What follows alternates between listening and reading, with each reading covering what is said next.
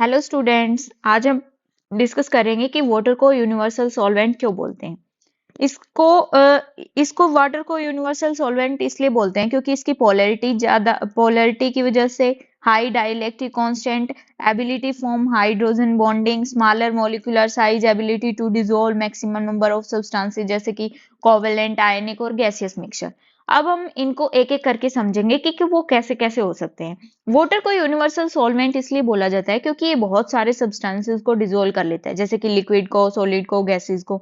दुनिया में जितने भी नेचुरल प्रोसेसेस होते हैं उनमें वाटर सबसे ज्यादा सब्सटेंसेस को डिसॉल्व करते हैं। सबसे पहले हम देखते हैं कि वाटर का पोलर मॉलिक्यूल कैसे होता है। कि देखो, ऑक्सीजन है वो थोड़ा हाइड्रोजन से इलेक्ट्रोनेगेटिव ज्यादा होता है, तो ये सारे इलेक्ट्रॉन्स को अपनी तरफ खींच लेता है।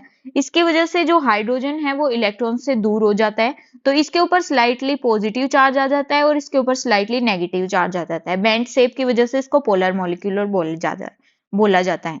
फिर आता है हाई डाइलेक्ट्रिक कांस्टेंट। इसका डाइलेक्ट्रिक कांस्टेंट बहुत ज्यादा होता है, हाई डाइलेक्ट्रिक कांस्टेंट होता है इसका। क्यों होता है कि होता क्या है, डाइलेक्ट्रिक कांस्टेंट होता है जो सोल्यूट के आयन हैं वो एक दूसरे की तोड़ने की एबिलिटी को हम डाइलेक्ट्रिक कांस्टेंट बोलते हैं। अब हाइड्रोजन बॉन्डिंग शो करता है। ये वाटर मॉलिक्यूल है वो एक दूसरे और सोल्यूट के साथ मिलके हाइड्रोजन बॉन्ड बनाते हैं, इसलिए हाइड्रोजन बॉन्डिंग शो करता है। फिर आता है हमारा water can dissolve gases too. अब गैसेज को भी डिसोल्व कर सकता है, जैसे कि ऑक्सीजन को, कार्बन डाइऑक्साइड को, अमोनिया को। इन्हीं की वजह से क्या होती है कि जो एक्वेटिक लाइफ होती है वो पॉसिबल होती है। इसी की वजह से एक्वेटिक लाइफ पॉसिबल होती है। अब स्मॉल मोलिकुलर साइज होता है इसका। ये वाटर का मोलिक्यूल का साइज बहुत छोटा होता है, ये वाला।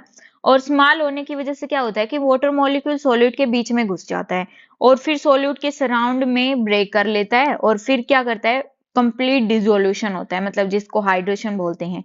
अब आता है एम्फोटेरिक नेचर। एम्फोटेरिक नेचर का क्या मतलब होता है कि एसिड और बेस दोनों की तरह रिएक्ट करता है। जैसे कि बेस का एग्जांपल लें तो वाटर के साथ बेस रिएक्ट करेगा तो अमोनिया बना लेगा और OH।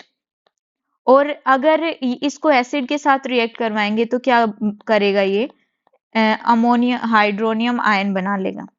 ठीक है, ये था एम्फोटेरिक नेचर का। तो ओवरऑल ये पॉइंट आप इसके आंसर में लिख सकते हैं। अगर आपको कोई प्रॉब्लम है तो आप कमेंट सेक्शन में जरूर बताइएगा। Thank you.